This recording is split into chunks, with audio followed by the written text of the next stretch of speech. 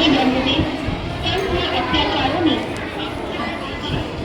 બાળ હત્યા, ગૌ હત્યા અને સ્ત્રી હત્યા અને જન્મ હત્યાથી પાપનો વધારો થઈ ગયો છે.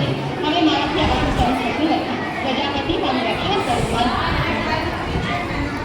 તો લેશ માત્ર ભયભીત થઈશ.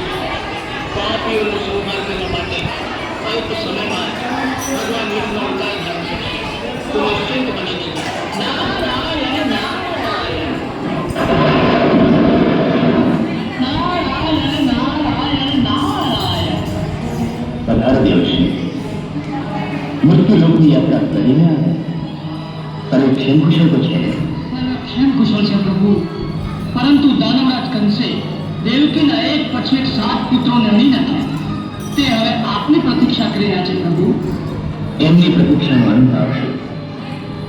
યોગમાયા દેવી, યોગમાયા દેવી, તમે ધરતી પર ગોકુળમાં નંદને ઘેર અવતાર ધારણ કરો અને હું મથુરામાં દેવકીની ભૂખે જન્મ લઉં છું. અવતાર કાર્ય પૂર્ણ બાદ તમે મૃત્યુ લોકમાં દેવી અંબા, કાલિકા અને ચંડિકાના નામે પૂજાશો. આ પ્રભુ ધન્ય છે, ધન્ય છે. નારાયણ નારાયણ